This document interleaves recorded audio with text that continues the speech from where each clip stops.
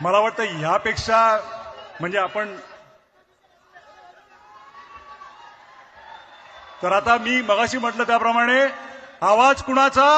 आवाज मराठीचा, आवाज मराठीचा, आवाज कुणाचा? धन्यवाद.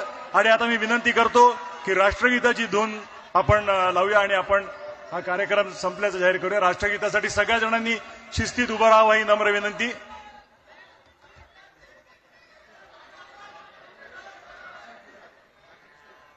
राष्ट्रगीत सुरू करत आहोत.